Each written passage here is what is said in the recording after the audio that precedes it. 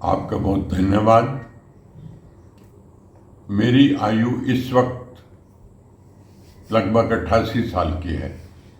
मेरे जीवन को आप बड़े आराम से 4 भागों में बांट सकते हो। पहला भाग था जिसमें हमने बहुत धन धान्य अमीरी देखी। दूसरा भाग वो था जिसमें हमने संघर्ष किया। तीसरा वो भाग था जब मैं शिक्षा के जगत में ऊंचाइयों पर पहुंचा और कुरुक्षेत्र यूनिवर्सिटी का प्रो वाइस चांसलर रहा और फिर जम्बेश्वर यूनिवर्सिटी हिसार का मैं संस्थापक वाइस चांसलर बना। और अब चौथा भाग बुढ़ापे का है, वो भी बहुत आनंद से बीत रहा है।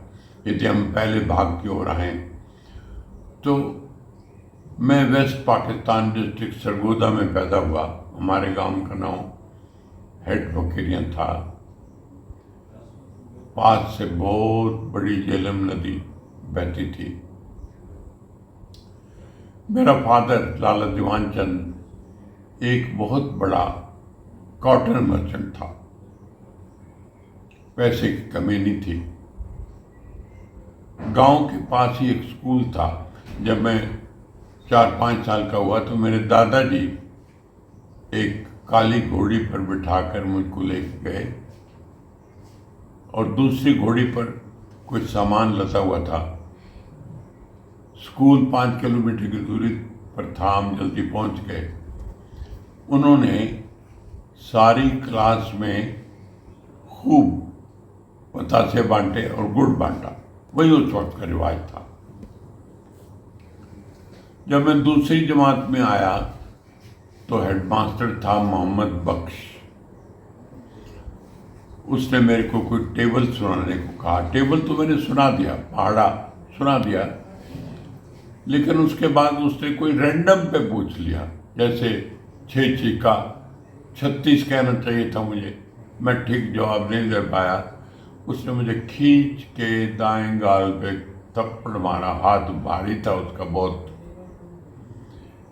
मेरे नाक में से बहुत खून बहने लगा।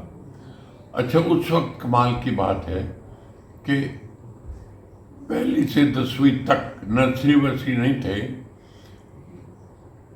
ये हुक्म था कि छोटा बच्चा हो या बड़ा हो, उसको पगड़ी पहन के जाना पड़ता था। तो जब मेरे नाक से खूब खून बहा तो मेरी पगड़ी ने बहुत मदद की। पगड़ी उतारी, उससे सारा खून वून हेडमास्टर साहब ने पूछा। घबरा गए थोड़ा वो भी।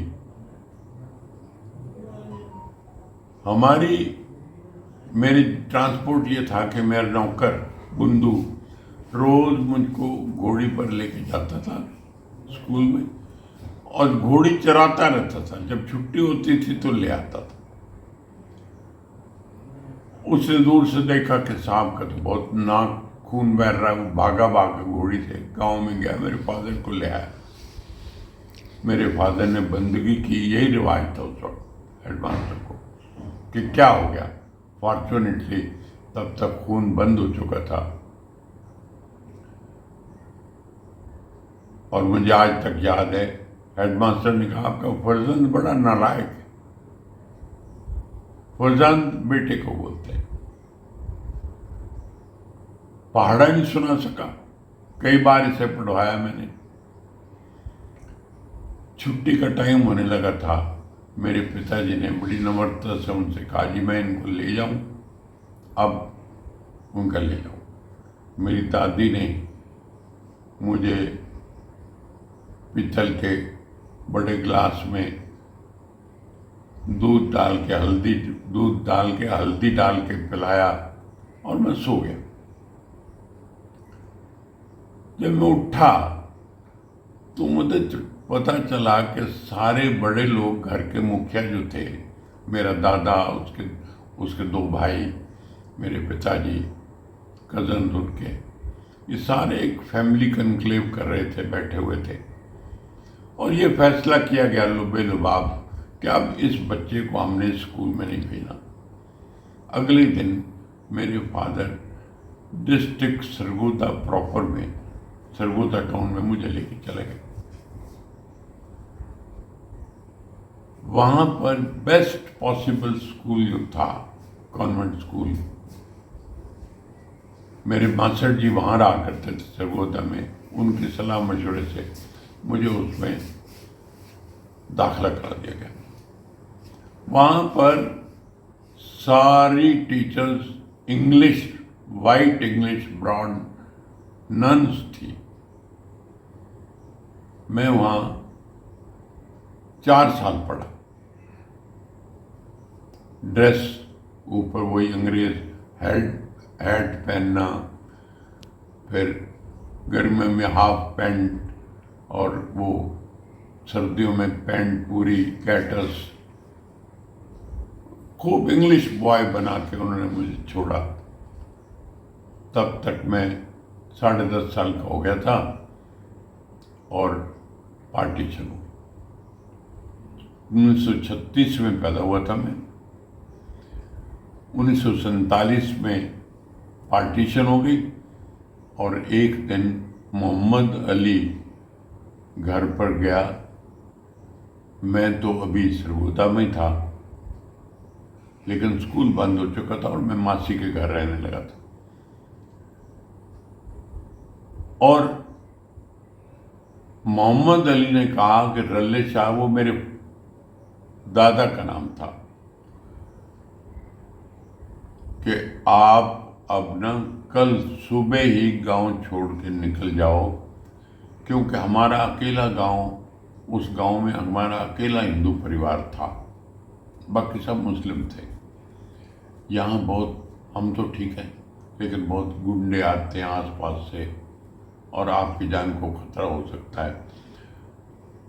हमने उस मौके की जो बात थी उसको समझा और मेरे को फादर वहाँ से अगले दिन ले आए सरगोदा से, और हम उससे अगले दिन 5 टांगे उन्होंने किए। एक टांगा उन्होंने आगे बर्छे तलवारें लेके, एक पीछे चौकीदारों के रूप में, और हमें 10 किलोमीटर दूरी पर मंडी फुलरवन था, वहाँ एक बहुत बड़ा रिफ्यूजी कैंप था, उसमें छोड़ा है। लेकिन यकीन जानिए कि कोई कुछ नहीं उठाया। 3 कपड़ों में, कोई औरतों के साथ थोड़ा बहुत वही जेवर जो पहना हुआ था वही, उसके साथ हम मंडी फुलरवन में आ गए। कुछ दिन वहाँ रहे, फिर वहाँ से ट्रेन में हम पहुँच गए अमृतसर मेरे फादर की तबीयत खराब थी पहले ही, उनको प्लूरसी हो गई, फेफड़ों में पानी पड़ गया। अल्टीमेटली हम लोग 3-4 महीने रिफ्यूजी कैंप कुरुक्षेत्र में रहे।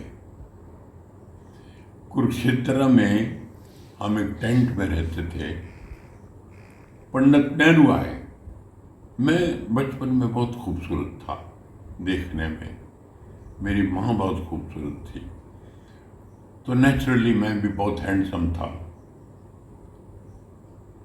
पंडित नेहरू, विनोबा भावे और उनके साथ 2-3 आदमी और बड़े तेजी से चक्कर लगा रहे थे, टेंट टू टेंट, टेंटों 2 के बीच में जो रास्ता होता था वहाँ से गुजर रहे थे। सबसे पूछते थे, ही स्ट्रोक माई चीक्स, और कहा, कैसे हो बेटा? मैं कहती बिल्कुल ठीक है। तो वो बात भी मुझे याद है। बहुत अच्छा लगा कि लोग देखभाल कर रहे हैं। खाना ठीक मिलता था, सर्दियों में कंबल मिल जाते खूब। सर्दियों में ही रहे होते, अक्टूबर, नवंबर, दिसंबर और जनवरी, 4 महीने। वही रिफ्यूजी कैंप में मेरे फादर की डेथ हो गई। मेरी माँ की उम्र उस वक्त 28 साल थी। मेरी माँ और हम चारों भाई और मेरे दादाजी। 4 महीने के बाद मेरे मामा जी आए बड़े, कहने लगे कि अब ईश्वर देवी, आपको यहाँ अकेले हम नहीं छोड़ सकते, हम आपको यमुनानगर लेके चलेंगे। तो हम 48 के शुरू में यमुनानगर आके बस गए। अब वो डिस्ट्रिक्ट टाउन है, उस वक्त वो अब्दुल्लापुर कहलाता था। यहाँ तो मेरे जीवन का पहला भाग समाप्त हो जाता है, जो एक यूं समझो कि जो पहला था ना 10 साल जहाँ तक पढ़ाई की, वो एफ्लुएंस का, अमीरी का, धन धान्य का युग था, जब किसी बात की कोई कमी नहीं थी। मेरे दादाजी बहुत बड़े फाइनेंसर भी थे और कॉटन मर्चेंट थे और बहुत नाम था। मिल भी थी, एक कॉटन मिल मंडी फुलर रंग में। फिर दूसरा पड़ाव शुरू हुआ जिंदगी का, जिसमें संघर्ष ही था। यमुनानगर पहुंच गए तो पढ़ाई वढ़ाई नहीं, शरीर से ठीक था, ऊंचा लंबा, चाहे मैं 11 साल का था उस वक्त, तो भी अब गुजारा तो करना था। तो मैंने एक वहाँ यमुनानगर में अब भी और तब भी बहुत सा मिल्स थी। तो एक सानी है, मिस्टर सानी, गुरबचन सिंह सानी, उनके कारखाने में मैं चला गया। मैं कह हम इस तरह से उजड़ पुजड़ के आए हैं, तो यदि कोई काम मिल सके तो। उन्होंने कहा हाँ, आप आरे पे लगा देता हूँ, आपको 8 आने रोज मिलेंगे। 8 आने उस वक्त थे, ठीक। मैंने नौकरी शुरू कर दी 8 आने में, रोज 8 आने रोज मिलते थे। और रोज की रोज शाम को दे देते थे। 4-5 महीने के बाद मैंने देखा, जब मैं जा रहा था अंडरवियर पहन के, और वहाँ धूल बहुत उड़ती थी आरे में, तो मैं शैबी ड्रेस में कुछ देखा, सड़क पर ढेर सारे बच्चे जा रहे हैं, बस्ते उनके लटके हुए हैं। मैंने उस गेट में न जाकर शामिल के मैं उनके पीछे पीछे हो गया। स्कूल में चले गए वो, मैं भी पीछे स्कूल में चला गया। और मैं, कॉन्फिडेंस तो था, इंग्लिश उस वक्त भी मैं बहुत अच्छी बोल लेता था। तो मैंने चंद्रगुप्त हेडमास्टर थे, उनसे चिक उठाई और कहा मैं आई कम इन सर। वो उसके लिए अनयूजुअल था, भाई अंग्रेजी बोलने वाला बच्चा कहाँ से आ गया। मैं अंदर चला गया and I related the story of my life. मैंने बताया दिया अब तक ये है मेरा कहानी और मैं पढ़ना चाहता हूँ। 5वीं में वहाँ था, 6ठी में दाखिले के काबिल हूँ। और जब मैंने इंग्लिश में सारी उनसे बातचीत की, उनको भी तसल्ली हो गई। उन्होंने, मास्टर धन्ना सिंह था, घंटी बजाई, कहा पहले तो इस बच्चे को ले जाओ खादी भंडार पर, 2 खादी के कुर्ते पजामे लेके दो, और नसवारी बूट होते थे सब कपड़े के, सफ़ेद नहीं, दूसरे ब्राउन से रंग के, वो भी लेके दिए। तो मैं अगले दिन से जब मैं वापस आया तो किताबें भी थी लाइब्रेरी में तैयार और सब कुछ, मैं थैला लटका के तो घर गया। तो मेरी माँ ने ना गले लगा के ढेर सारा चूमा और बहुत रोई। मैंने कहा माँ आई एम सॉरी, मुझे नौकरी नहीं छोड़नी चाहिए थी, अब क्या होगा। कहने लगी बेटा बड़ी बड़ी खुश हूँ, क्योंकि तेरे बाप ने मरने से पहले ये कहा था कि बच्चों को पढ़ाना जरूर। तो मैंने आज उनकी ख्वाहिश आपकी आंखों में पूरी होती देखी है, मैं बहुत खुश हूँ। मैं रोज पढ़ने लगा। मेरा छोटा भाई था, उसने गली में, यमुनानगर की गली में गोला बर्फ बेचना शुरू कर दिया। मैं भी जब स्कूल से आता तो मैं भी मेहनत मजदूरी करता। मेरी माँ लोगों के घरों में, टिम्बर मर्चेंट थे तकड़े, उनके घरों में बर्तन साफ करती, कपड़े धोती। हम यूं तो अपनी जिंदगी व्यतीत करने लगे। संघर्ष था हमारे जीवन का, लेकिन किसी के सामने हाथ नहीं पसारा, बढ़ते चले गए आगे। 10वीं के बाद 1953 में यमुनानगर में कोई कॉलेज नहीं था। अब मैं जवान सा लगने लगा था। 10वीं के बाद मेरे मामा जिद करने लगे कि इसकी शादी करो, नौकरी बन जाएगी, इसको कोई सेटल हो जाए तो इसको। मेरी माँ बजिद थी कि नहीं मैं बेटे को तो पढ़ाऊंगी, तो उन्होंने मुझे, जैसे मेरे पिताजी सरगोदा ले गए थे पढ़ाई के लिए, ये माँ एक दिन मुझे सुबह गुरुद्वारे गई होगी, इसको कोई मिला और लेडी मेरी, उसने कहा मेरे बेटे ने तो फैसला किया है कि वो गांधी मेमोरियल नेशनल कॉलेज में जाएगा, लेकिन वो मेटल मर्चेंट था, उनको परवाह नहीं थी।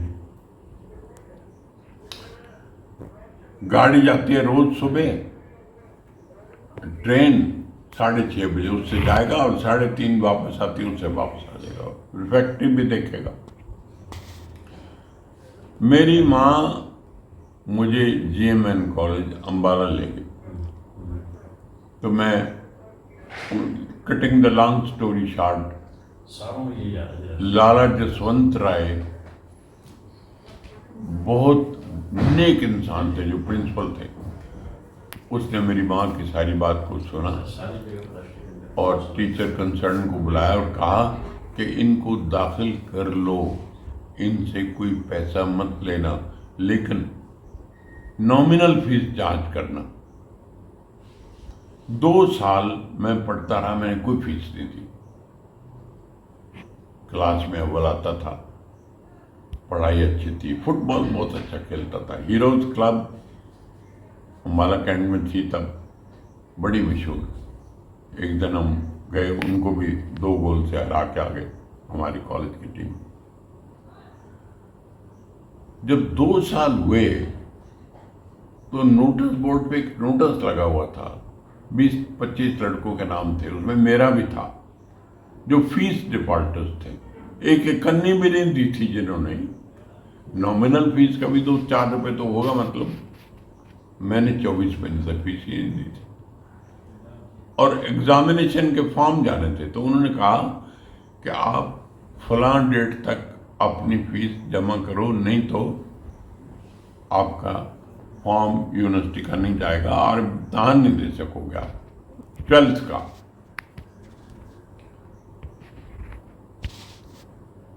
मैं सोच में पड़ गया, क्या छोड़ दूं पढ़ाई? 80 रुपये मेरे नाम लिखे हुए थे नोटिस बोर्ड पर। मैंने कहा क्या करूँगा, 80 रुपये का अमाउंट तो उस वक्त बहुत बड़ा अमाउंट होता था।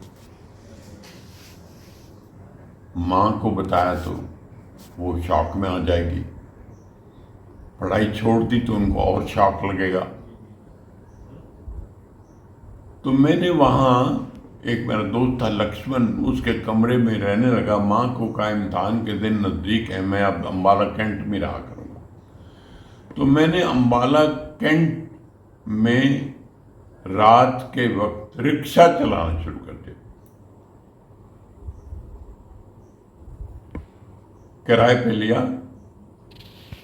8 आने रोज, 10 बजे रात से लेके सुबह 6 बजे तक मैं रिक्शा चलाता, दिन में मैं पढ़ाई करता कॉलेज में। 25 रुपये तकरीबन मैंने इकट्ठे भी कर लिए। एक दिन की बात है कि एक मिलिट्री का कपल, मेजर खुल्लड़ और उसकी वाइफ, वो कपल मेरी रिक्शे में बैठ गया। मैंने पूछा कहाँ जाइएगा, कि तोप खाना। मैंने बिठा लिया, तेज तेज रिक्शा चलाता था, जवान था। मेरे से पूछने लगे, मेजर खुल्लड़ कहने लगी कि it's raining. I said madam it's only drizzling, बूंदाबांदी हो रही है। कल और परसों खूब बारिश हुई, it rained very heavily yesterday and day before. तो इंक्विजिटिव हो गए दोनों, मियाँ भी पूछने लगे कि तुम रिक्शा चला रहे हो, अंग्रेजी ऐसी बोलते हो जैसे बहुत फास्ट और तेज और शुद्ध, क्यों रिक्शा चलाते हो? मैंने कुछ देर तक जिद की, नहीं बताया। उन्होंने इसरार किया। फिर मैंने उनको कहा कि इस तरह से कॉलेज की फीस देनी थी, हम लोग हाथ नहीं फैलाते। मैंने सोचा कि रिक्शा चलाकर मैं 80 रुपये इकट्ठे करूं और मैं फीस दूं अपनी। तोपखाना उतर गए। 4 आने उन्होंने मुझको दिया, आज तक याद है। मैं फिर रेलवे स्टेशन पर अगली सवारी के लिए। अगले दिन 11 बजे प्रिंसिपल जसवंत राय ने मुझे दफ्तर में बुलाया।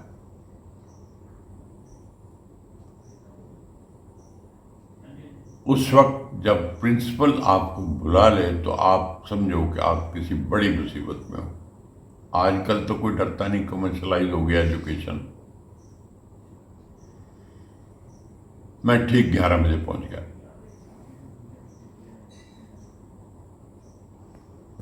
प्रिंसिपल जसवंत राय अपनी कुर्सी से उठा और उसने मुझे मेरे माथे पे 2 चुम्बन दिए और मुझे बाजुओं में लपेटकर बहुत प्यार करने लगा।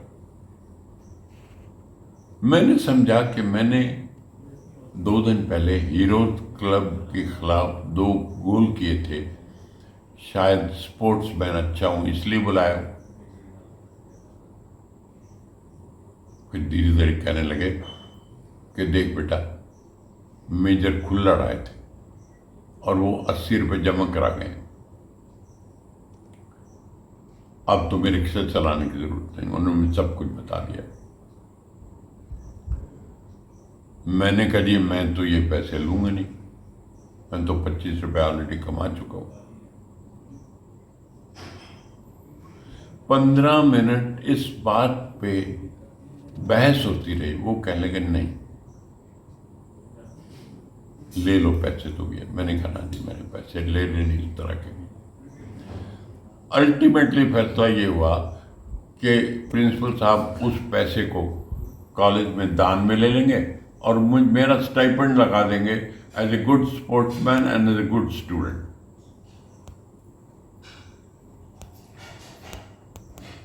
मैं अपने आंसू पहुंचता हुआ बाहर निकला।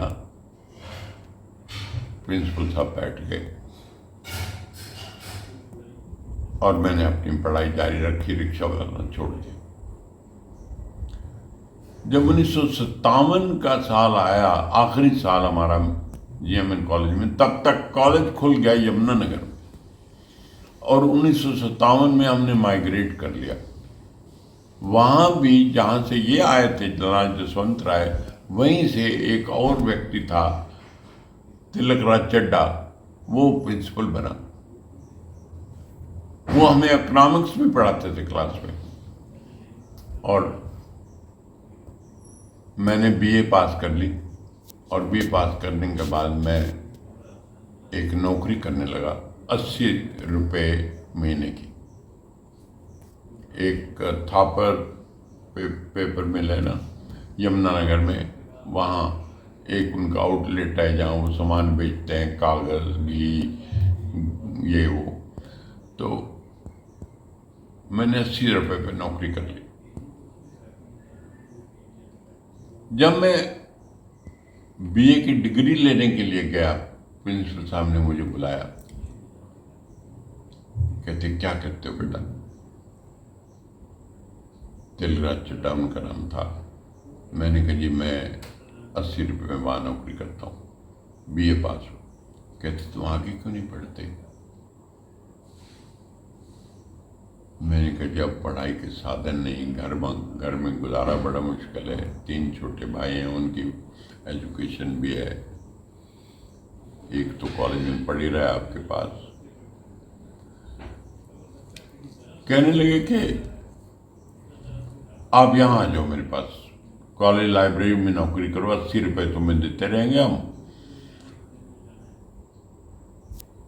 तुम कभी कभी छुट्टी लेके ना, अच्छा वहाँ पोस्ट ग्रेजुएट कॉलेज नहीं था उस वक्त यमुनानगर में, तो मैं एमए इंग्लिश ज्वाइन कर ली जेवी जैन कॉलेज सहारनपुर में।